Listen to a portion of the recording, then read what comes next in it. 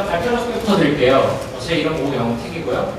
전산 동아리의 우연한 기계로 들어가게 돼서 이분야 이용하게 됐어요. 지금은 뎁시스터즈 서버팀의 일원으로 라이브 서비스 서버 파트 및 인프라를 진행하고 있습니다. 오늘 발표를 하게 될 내용은 이제 이 게임에 대한 건데요. 아마 수치상 대한민국 국민의 3분의 1 이상은 플레이 해보셨을 거라고 생각해요. 이 게임이 지금 출시한 지가 벌써 한 2년 5개월 가까이 됐는데 사실 모바일 게임 업계에서 2년 5개월은 굉장히 긴 기간이라고 생각해요.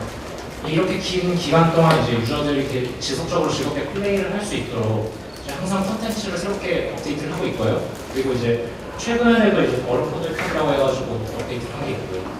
또 개발자들도 어떤 기술적 진보를 위해 꾸준히 노력을 하고 있습니다.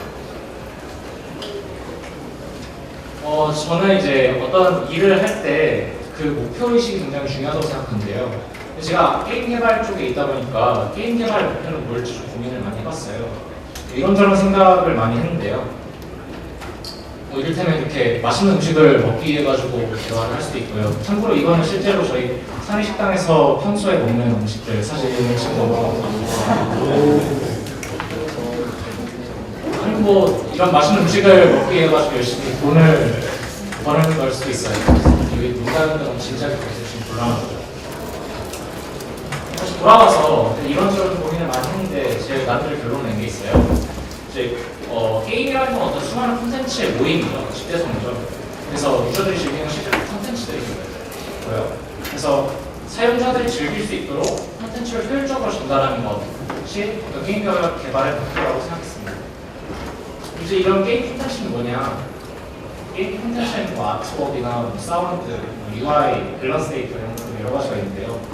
결국 이런 각각의 어떤 콘텐츠들을 준비를 잘 해서 하나를 융합해서 사용자들에게 잘 전달하는 과정이 어떤 콘텐츠 전달의 핵심 과정이라고 생각을 합니다. 실제로 쿠키런에서 어떻게 콘텐츠를 전달했나 예전의 케이스를 좀 설명을 드릴게요. 일단 그걸 설명하기 전에 설명드려야 될 게 있어요. 게임 패치라는 용어가 앞으로 종종 나올 거라고 간단하게 설명드릴 건데요. 근데 이제 뭐 필드에서 게임 패치라는 용어를 사용할 때마다 조금 의미가 다르긴 하지만 저희가 사용하는 게임 패치라는 용어는 새로운 이벤트가 열리거나 아니면 뭐 일부 데이터 시간이 수정되거나 했을 때 맨 처음에 게임 했을 때 받는 이거거든요. 게임 데이터를 받아옵니다. 그 게임 데이터. 그래서 저희는 게임 패치라고 합니다. 그래서 저희 예전에 어떤 패치 시스템에 대해서 간단히 설명을 드릴 건데요. 이제 예전이라고 하면 한 대략 1년 전쯤까지 사용했던 패치 시스템이거든요. 저희가 2년 반 가까이 운영했으니까 1년 전이면 사실 그렇게 오래 전은 아니죠. 그래서 어떤 패치 서버는 약간 파일 서버 같은 노력이 돼 있어서 한 묶음의 콘텐츠를 이렇게 쭉 가지고 있고요. 파일들을 다 가지고 있고 그래서 테스트가 필요한 파일을 이런 파일 서버 같은 패치 서버에다 이렇게 올리게 되면 클라이언트에서 이제 이런 파일들이 뭔가가 업로드가 됐구나 이래서 패치를 다운로드 받아서 테스트를 할 수가 있게 됩니다. 근데 이제 좀 이렇게만 말하면 잘 와닿지 않으니까 실제 케이스를 들면서 설명드릴게요. 저희 이제 뭐 돈을 주고 살 수 없는 쿠키, 밸런스 쿠키를 만들기로 했어요. 이제 아트팀에서 이런 그림을 그리는 쿠키를 그리게 되고요. 이제 이걸 운영팀에 전달하게 되는데요. 운영팀은 이런저런 데이터, 콘텐츠 데이터를 다 컨트롤하고 있는 팀이에요. 그래서 뭐 테스트 데이터, 그리고 뭐 실제로 사용자들이 전달해야 되는 데이터 이런 것들 전부 다 케어를 하고 있고요. 그래서 운영팀이 아트팀에게서 이런 콘텐츠 파일을 받아서 해당 테스트, 패치 서버에 업로드를 하게 되죠. 이 과정이 생각보다 순탄치가 않아요. 이거 올리면 잘 반영이 되는데 생각보다 반영 안 되는 경우가 많아요. 이게 뭐 여러 가지 케이스가 있는데 아무래도 운영팀이 워낙 다양한 종류의 콘텐츠들을 다루고 있다 보니까 원래 테스트 A란 테스트 파일을 올려야 되고 B란 테스트 파일을 엉뚱하게 올릴 때도 있고 테스트 대상이 아닌 다른 해석을 올릴 때도 있고 엉뚱한 부분을 올릴 때도 있고 이런 거에 대해서 어떤 사람의 실수를 잡아주는 포인트들이 없다 보니까 파일 서버에서 이야기가 돼 있어서 왜인지 모를 경우들이 있으면 뭔가 문제가 있고 왜인지를 모르겠으니까 클라이언트 팀에 도움을 받을 수밖에 없거든요. 그래서 클라이언트 팀에 가서 어떤 뭐 개발자 컴퓨터에서 직접 보든지 아니면 뭐 요청해서 디버그 빌드를 하든지 이런 식으로 진행하게 되죠. 어쨌든 그런 문제를 확인해서 해결을 하고 올려봤더니 이 문제가 있는 거예요. 저희 아스팀에서 맨 처음에 만든 그림에서 일부 프레임에 변신하는 중 중에 얼굴이 없네? 이런 것들도 있었고요. 실제로 이거는 사용자에게까지 배포가 됐었던 내용이에요. 사용자들이 전달 전서 쿠키 표시할 때 얼굴 없는 쿠키가 있는 이런 메시지를 당했을 수도 있는데 그랬었고, 이제 또 호랑이가 지금 여기 장비가 약간 좀 그래서 그런데 호랑이가 좀 더 밝은 느낌이었으면 좋겠다 이런 멘트를 받아서 아트팀에서 실제로 조금 바꿨습니다. 얼굴을 그렸고요. 그리고 호랑이를 좀 이렇게 밝은 느낌으로 이렇게 그림을 바꿨습니다. 그래서 이 전체 과정을 좀 복기를 해볼게요. 일단 이런 아트팀이 맨 처음에 그림을 그렸을 때부터 자기 문제를 확인하고 수정하기까지 거쳐야 되는 팀들이, 외부 팀들이 몇 개가 있냐고 하면 이제 운영팀, 프라이버팀, QA팀, 경우에 따라서 프라이버트 팀은 안 계실 수도 있는데 적으면 되게 실질적으로 3개 팀이 되는 경우가 많았어요. 그리고 이런 문제를 확인하는 데까지 걸린 시간이 얼마나 됐냐 하면 실제 저희가 라이브 영상에서 겪은 바로는 최소 한두 시간, 길게는 반나절까지 걸려요. 왜 이렇게 오래 걸리느냐, 문제점 좀 짚어봤는데요. 일단 컨텐츠 준비 과정에서 여러 가지 문제점이 있었어요. 일단 첫째로 테스트할 파일만 독립적으로 확인하기가 생각보다 쉽지 않았어요. 이를테면 이제 패치서버가 딱 있으면 이제 테스트할 파일 A만 올려가지고 테스트를 독립적으로 A에 대해서는 독립적으로 하고 그 다음에 이걸 내리고 B에 대해서는 독립적으로 올리고 이런 식으로 순차적으로 진행할 수밖에 없었거든요. 이걸 이렇게 동시다발적으로 독립적으로 테스트를 했어야 되는데 그럴 수가 없었어요. 그래서 개발 환경에서 필요한 만큼 독립적으로 콘텐츠 묶음을 만들어서 이런 콘텐츠 묶음들을 동시다발적으로 테스트를 할 수 있어야 된다. 이런 요구사항을 체크를 했고요.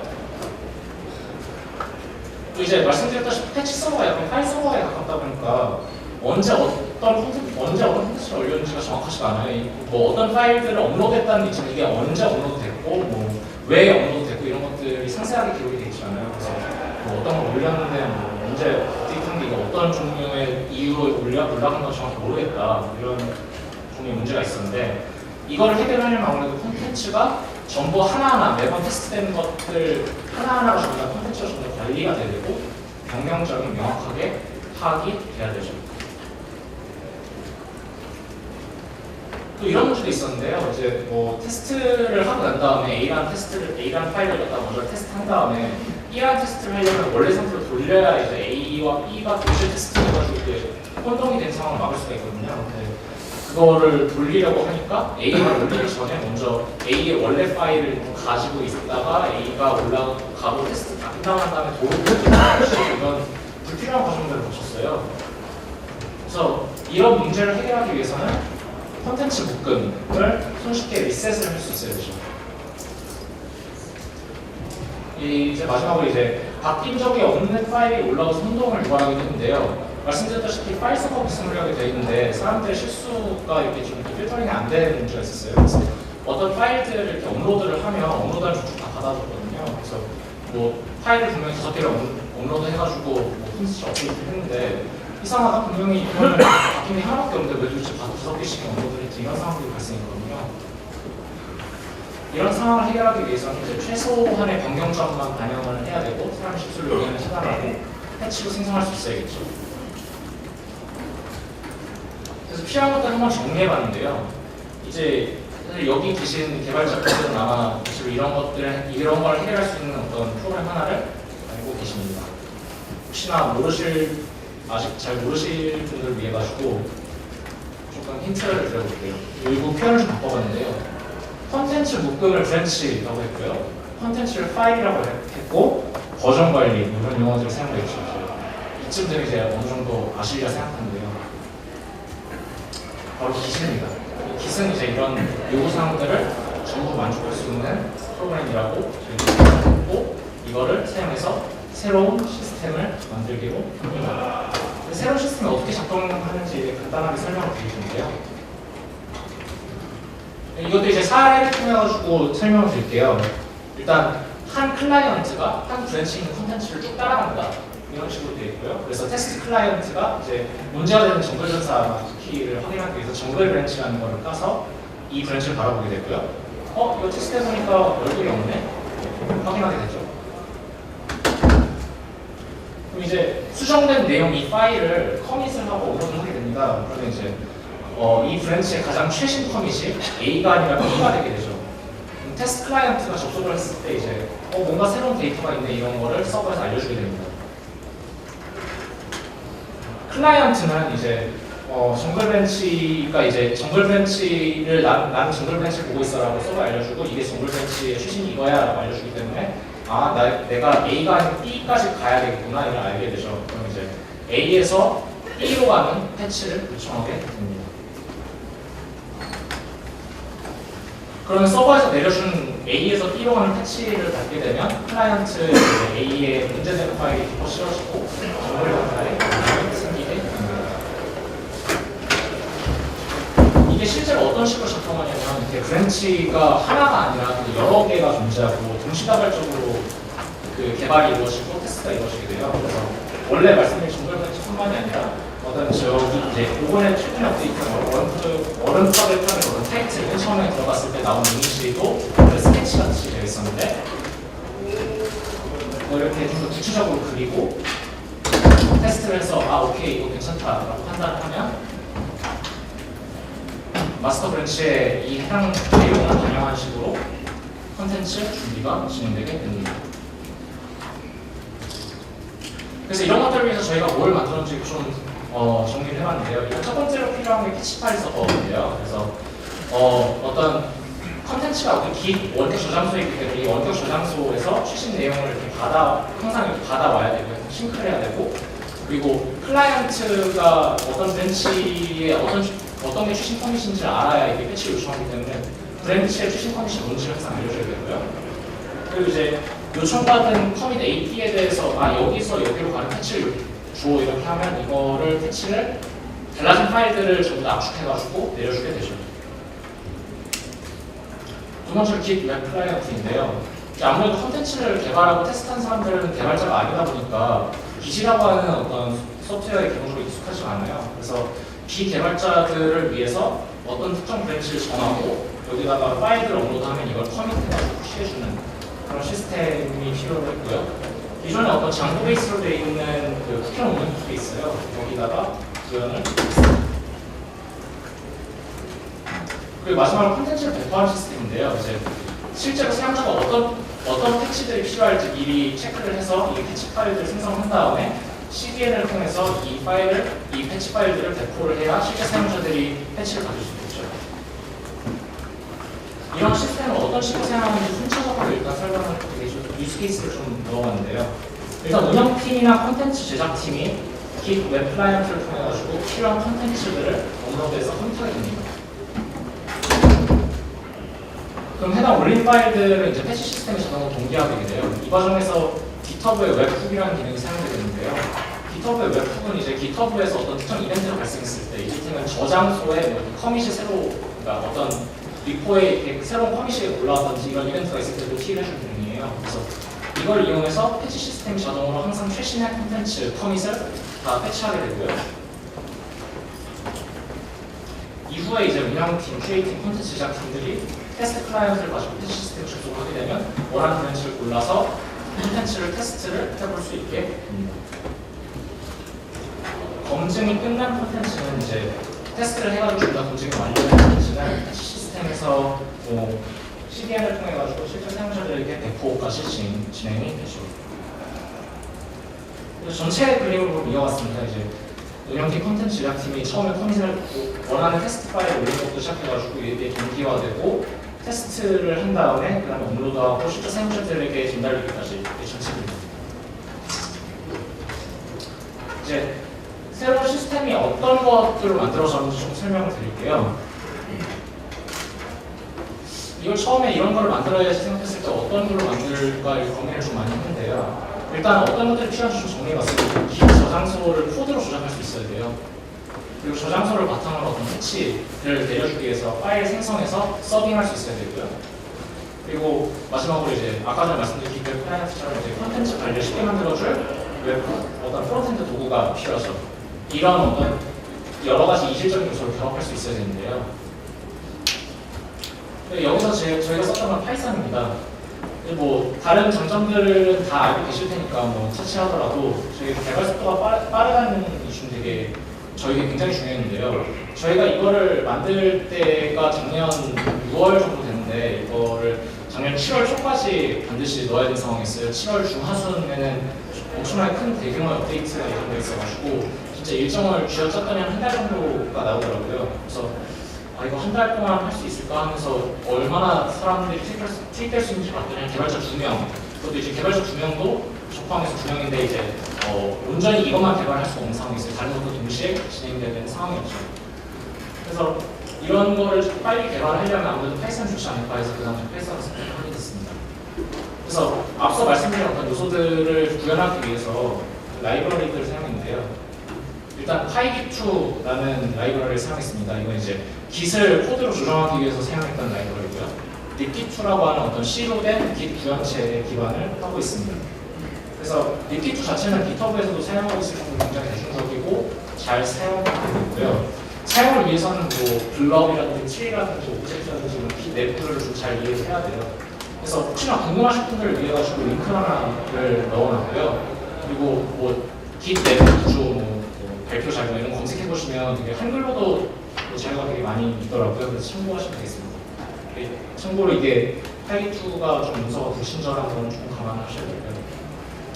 뭐 사용을 하다 보니 좀 문제도 있긴 했는데 개발 방식 작년 2014년 중반쯤에 libgit2 자체가 안정적인 상태가 아니었어요. 그러다 보니까 libgit2를 기반으로 한 파이깃2도 좀 안정적이지 않았는데 어떤 버그가 있었냐면 뭐 이를테면 아무리 큰 파일, 열파이가 몇 기가가 되더라도 그 파일을 커밋하고 푸시할 때 첫 32kb까지만 전송하는 그런 버그가 있었어요. 그래서 이거 분명히 커밋하고 푸시했는데 서버에서 응답이 계속 와야 되는데 응답이 안 오네 이러고 있고 서버에서는 뭐야 너 왜 32kb까지밖에 안 보내 빨랑 계속 보내 이러고 있고 무한 대기하는 현상이 있었어요. 이런 경우에 결국 libgit 코드를 이렇게 C 코드이지만 어쨌든 이렇게 다 까서 작동 방식을 확인할 필요가 있었습니다. 또 저희 보트를 사용했는데요. 보트는 파이썬에 있는 수많은 웹 프레임워크 중에 하나예요. 조금 다른 점이라 그러면 그 공식 홈페이지에서도 딱 두 번째 줄에 언급이 되어 있는데 Distributed Single File Module이라고 해서 단일 모듈로 애초에 웹서버를 구축하는 걸 전제로 설계가 되어 있기 때문에 굉장히 간단하게 웹서버를 구축할 수가 있어요. 뭐 예시를 들어드리면 이런 헬로 네임 이런 걸 출력하는 웹서버인데 지금 5줄에 URL 라우팅도 들어가 있고 템플릿 엔진 사용하는 것도 들어가 있고 다 들어가 있죠. 굉장히 심플하게 웹서버를 사용할 수 있습니다.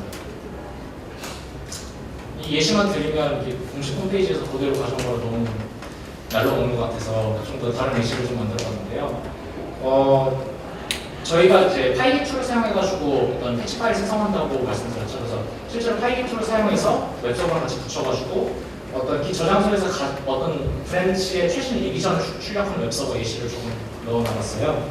이런 식으로 저희가 이제 이런 식으로 어떤 한 URL에 대해서 함수 하나 들어가고 이런 게 여러 개 구현이 되어 있는 게 저희의 어떤 패치 서버라고 보시면 되겠습니다. 그 밖에도 이런 종류의 라이브러리를 사용했어요. 저희가 AWS를 주로 사용하고 있거든요. 그래서 AWS를 코드로 조정하기 위해서 AWS 파이썬 SDK인 보토를 사용하고 있고요. 또 원격의 서버에 뭔가 명령을 내릴 때 그 해당하는 라이브러리가 필요한데 타람코라는 라이브러리를 사용했고요. 또 마지막으로 저희가 이렇게 작성을 한 어떤 그 패치 서버를 배포를 하기 위해서 서버 배포를 위한 패브릭이라는 라이브러리를 사용했습니다. 전체 그림에서 어떤 파트들에 어떤 것들이 사용되는지 한번 다시 한번 정리해봤어요. 그래서 Git 웹 클라이언트는 기본적으로 장고 베이스의 운영 툴에서 지금 구현이 되어 있고 그거에 파이깃2를 이용해서 이렇게 GitHub와 싱크를 맞추고 그리고 패치 시스템 쪽은 이제 보틀로 지금 구현이 되어 있고 보트와 파라미콜을 통해 가지고 배포를 하게 됩니다. 근데 시스템이 이것저것 되게 다양한 파트가 있고 꽤 커 보이는데 이 전체 시스템을 구축하기 위해서 저희가 짠 코드가 1000줄 정도밖에 안 됩니다. 각 파트에서는 대략 한 저쪽 웹 클라이언트 부분이 한 500줄 정도 되고 여기 보트 그러니까 패치 시스템 부분이 한 600줄 정도 되고 그나마 이 중에서 200줄 정도는 Git을 사용하기 위해서 공통적으로 사용하고 있는 라이브러리. 사실 이렇게 이런 복잡한 시스템에서 1000줄 정도면 해결된다는 건 파이썬의 큰 장점이라고 생각하는데요. 그래서 꽤 좋아하고 너 이런 새로운 시스템 만들었을 때 어떤 효과를 받느냐 좀 설명드릴게요. 아까 보여드렸던 어떤 콘텐츠 제작팀이 자기가 콘텐츠를 만든 이후에 문제점 확인하기까지 얼만큼의 사이클을 거쳐야 되는지를 좀 표시해봤는데요. 원래는 콘텐츠 제작팀이 뭐 운영, 크리에이팅 거쳐가지고 이게 문제다라고 파악하면 고쳤던 거에 반해서 지금은 콘텐츠 제작팀이 바로바로 이거를 확인할 수 있는 시스템이 구축이 됐습니다. 콘텐츠 제작팀은 콘텐츠 확인을 직접 할 수 있게 됐고요. 덕분에 이제 콘텐츠 확인을 위해서 필요한 시간이 굉장히 단축됐죠. 수시간씩 걸리던 게 10분 이하로 줄어들게 됩니다. 아무래도 이렇게 빠르게 확인을 할 수 있다 보니까 콘텐츠를 이렇게 좀 더 자주 확인을 할 수 있고요. 빠르게 문제를 해결할 수 있게 됩니다. 운영팀도 이제 많은 도움을 받았는데요. 일단 애초에 어떤 여러 개의 콘텐츠 제작팀이 있는데 이 팀마다 뭐 이 파일을 테스트해주세요, 저 파일 테스트해주세요 이런 것들을 관리하는 것도 굉장히 복잡하고 있는데 그런 요청 자체가 상당히 줄어들었고요. 그리고 실제로 배포한 거의 콘텐츠의 이력이 이제 깃상에 상세하게 남다 보니까 배포상에 어떤 실수점이 애초에 실수를 미연에 시도할 수 있고요. 실수가 발생해도 이걸 잘못 올렸다 이런 거를 빠르게 파악할 수가 있습니다. 클라이언트 팀도 이점을 봤죠. 애초에 뭔가 문제가 발생했을 때 이거 좀 확인 좀 해주세요 이러면서 인터럽트가 많이 들어왔는데요. 이런 인터럽트 횟수가 크게 감소를 했고요. 또 코드 테스트 자체를 위해 가지고 안정화된 콘텐츠 묶음을 따로 구비를 해놓고 이걸 테스트하다 보니까 콘텐츠가 뭐 실수 잘못 들어가가지고 엉뚱한 내용으로 인해서 코드가 잘못인지 콘텐츠가 잘못인지 모르는 상황을 미연에 방지할 수 있죠. 그래서 코드 디버그 자체에만 집중을 할 수 있게 됩니다. 마지막으로 QA팀은 어쨌든 일이 줄어들죠.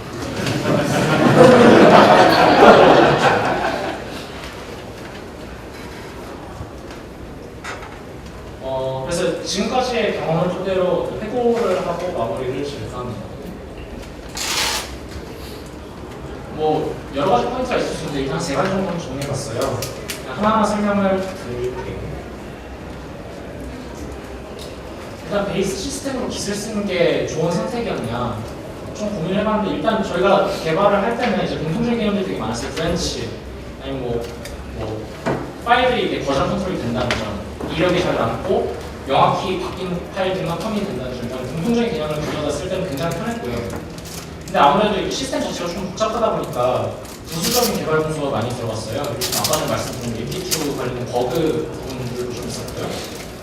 그리고 아무래도 이게 파일들이 이제 리소스 파일들은 되게 바이너리 파일들이 있어서 디프가 안 떠져서 머지를 하려고 하면 컨플릭이 나오고 뭐 이런 거를 좀 핸들링 해줘야 되고 이런 부수적인 삭질이 좀 많이 있었습니다. 그래서 뭐 깃이 괜찮긴 했는데 비슷한 기능을 하는 좀 덜 복잡한 시스템을 직접 만드는 것도 되게 재밌지 않을까 이런 생각을 좀 하게 됐습니다. 그리고 이 시스템에 테스트 코드가 없었는데요. 이제 컨텐츠를 이렇게 제작하고 확인하고 배포하는 이런 굉장히 자주 빈번하게 쓰이는 시스템에 테스트 코드가 없었어요. 그래서 사실 이거는 뭐 이유가 많이 있는데 제일 큰 거는 그 당시에 개발 시간이 너무 짧게 있다 보니까 급하게 개발을 해야 되는 것도 있었고요. 그리고 워낙 외부 시스템이 이것저것 많이 개입되어 있다 보니까 그걸 유닛 테스트를 작성하기 좀 어려운 측면도 있었어요. 어쨌든 지금 문제가 생기면 실제 환경의 유저들이 직접으로 못하는 상황인데 이런 코드의 테스트가 없으니까 원래 개발했던 사람이 항상 또 봐주고 이런 상황이 반복해서 발생할 수밖에 없어요. 그래서 이 시스템이 안정화되기 전까지는 한동안 저나 이걸 개발했던 다른 분이 업데이트 때마다 밤새 남아가지고 이 시스템이 뭔가 이상해 이러면서 매번 봐주고 이러는데요. 이런 고생을 안 하려면 테스트 코드를 짜야겠죠. 이렇게 프로덕션에서 테스트하고 이러면 안 되는 거죠. 실제로 한번 터뜨려 먹기도 해서 접속이 안 된 상태도 있었어요. 그리고 마지막으로 GitHub에 대한 의존성 문제인데요. 시스템 전체가 GitHub에 의존적이에요. GitHub를 어떤 리모트 리포지토리로 사용하고 있기도 하고 웹툰이라는 기능을 사용을 하고 있고 그래서 시스템 전체가 지금 GitHub에 의존적인 상황인데 어떤 GitHub에 아주 직전에도 며칠 전에도 있었고 사실 몇 개월 전에 대규모로 이제 대륙발로 추정되는 디도스가 있었죠. GitHub가 작동하지 않았는데요. 개발자들이 굉장히 당황해하는 건 당연하지만 엉뚱하게 콘텐츠 개발팀이나 운영팀도 같이 멘붕을 했었어요.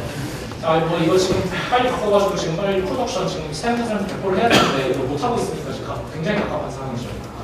결국 GitHub에 너무 의존적이니까 그 의존성 낮추기 위해서 별도의 리모트 서버를 하나 만들어야겠다 해서 만들었는데 열심히 뚝딱뚝딱 해가지고 만들고 나니까 GitHub가 장애가 풀렸더라고요. 그래서 열심히 한 며칠 걸려가지고 만들었는데 서버도 못하고 지금 멀쩡히 사용하고 있습니다. 그래서 뭐 이런저런 그런 문제점들이 있었지만 어쨌든 결론을 내보면 이제 뭐 실제로 지금 잘 사용을 하고 있고요.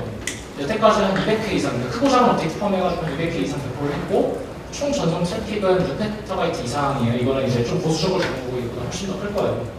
그래서 컨텐츠를 만들고 이걸 확인하고 점검하고 그 다음에 테스트하고 난 다음에 배포하는 데까지 이 전체 시스템에서 드리는 시간이 전체적으로 많이 줄어들었고요. 그리고 이런 파이썬이 아니라면 솔직히 이 정도 규모의 시스템을 만드는데 얼마 정도 시간이 들지 어떻게 만들어야 될지 사실 감도 잘 안 와요. 그래서 저는 이제 파이썬을 사용하는 것이 굉장히 탁월한 선택이라고 생각을 하면서 발표를 좀 마무리를 지으려고 합니다. 그래서 저희는 이제 이런 종류의 새로운 전혀 없었던 그런 시스템을 만들 분을 항상 찾고 있습니다. 저희들은 저와 함께 재미있는 것을 만들 분들 항상 환영합니다. 여기에 메일을 보내주시면 됩니다. 더 질문 없으시면 마치도록 하겠습니다. 발표 들어와 주셔서 정말 감사합니다.